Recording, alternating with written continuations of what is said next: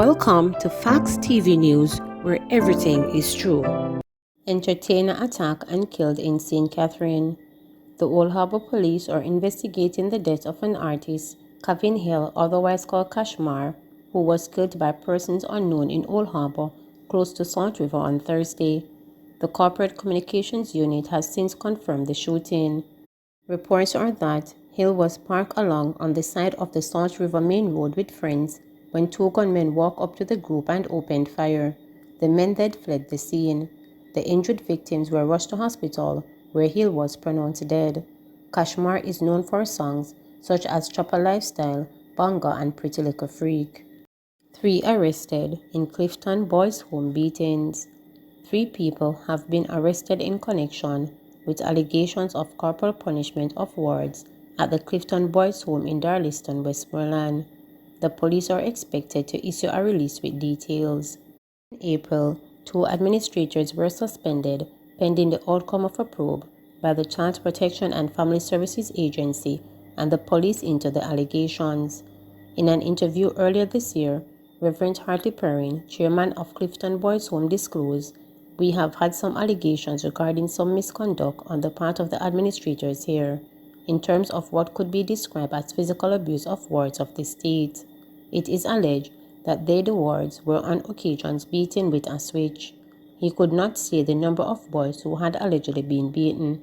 Clifton's Boys' Home was established in 1961 and is a private facility licensed for the capacity of 35 boys ages 7 to 18 years. The building was destroyed by fire in 2017, displacing 28 boys. The Anglican Church of Jamaica, which operates the home, stated that it would take $60 million to rebuild the facility.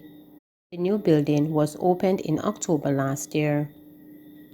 Cops on edge after overtime payment case hit with more delays.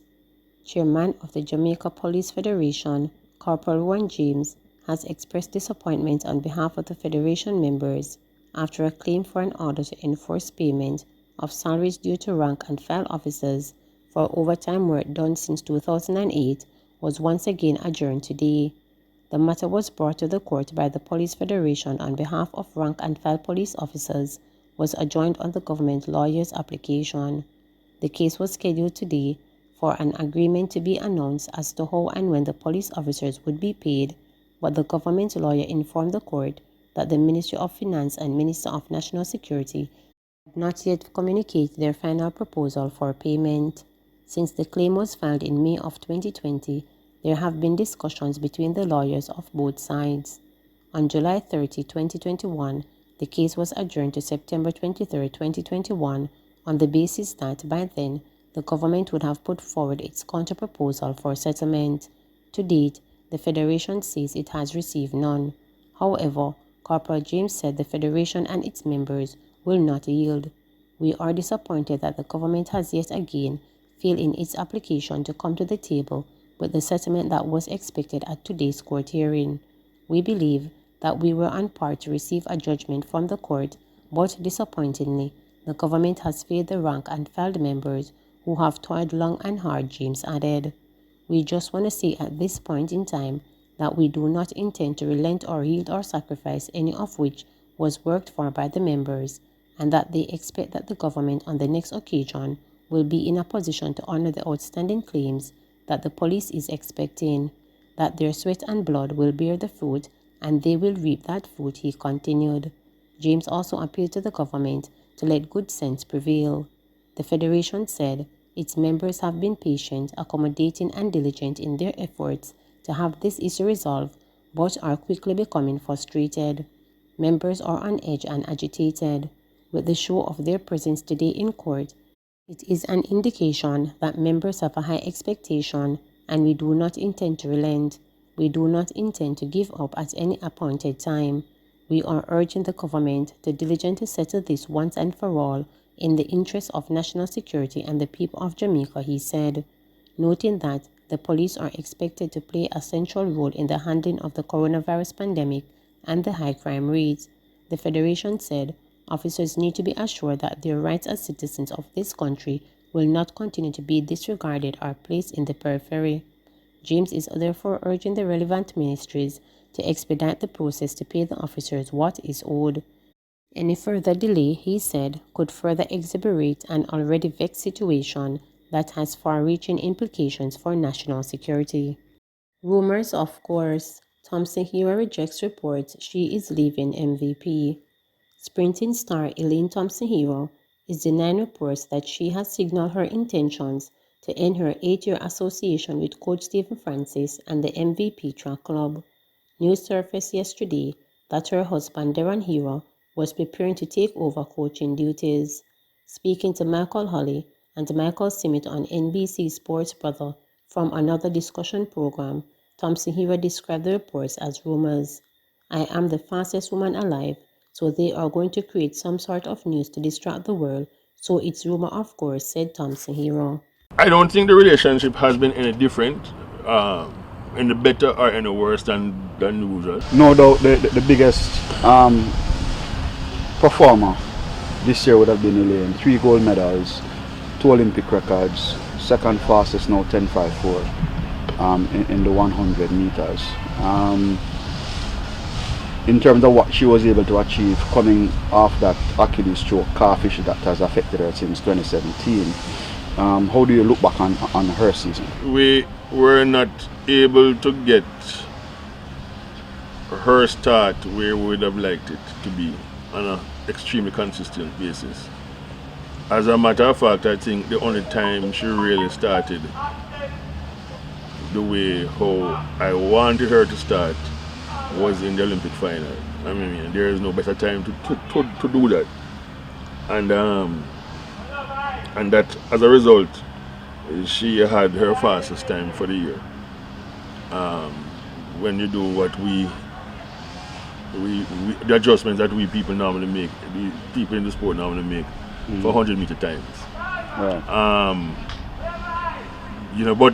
But that has been the major disappointment that and the start has gotten progressively worse since the Olympics. But it is something which she has gotten once, so I expect she probably can get it again. And but that is something to work on. But I mean, even though she never got the kind of race what I want from her after the Olympics, that's technical nitpicking.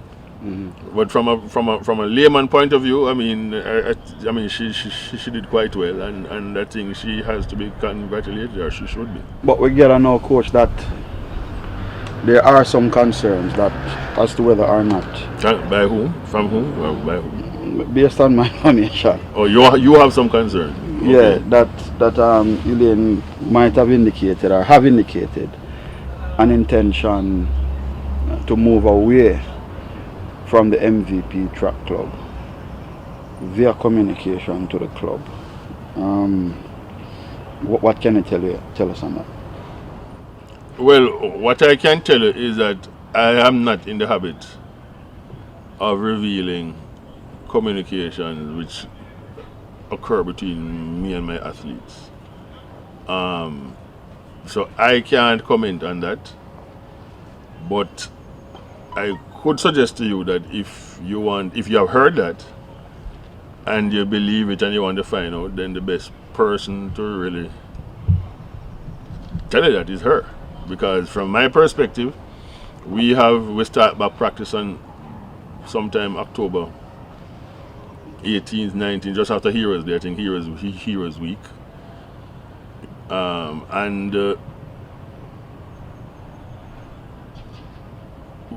My philosophy is usually to see who turns up. So I mean, so in summary, I can't tell you what Elaine says to me or I say to her. And secondly, if she tells you that is her plan, then I will wait and see what happens up until October, mid-October. Coach, can I ask you this? Are you confident that Elaine Thompson Hero will be among the numbers here at MVP by the end of October? No, I am never confident about that, because my experience tells me that athletes in general, especially those who come from a low expectation level. In other words, not much was expected of them all the while. They are usually unable to separate themselves from the people who hop onto their bandwagon, their various bandwagons. People they tend to have short memories, and they tend to listen to people who they just meet, or who gather around them since they have become famous or successful, and they usually, from my experience, have a very, very great influence. It usually takes a very, very smart and strong athlete to sit back and say, you guys weren't around, so leave me, let me make my decisions. I don't know that there are a lot of athletes who can do that. So, in short, I would not be surprised if she's not here. I don't know if she's going to be here, but neither do I for anybody else in her situation, because, as I said, as they move along, many other things become important to them apart from their training and maintaining their standards. How has the relationship been between yourself and Elaine this season, in terms of how it has always been coming with the successes of the 2016 and after the injuries, and this year in particular?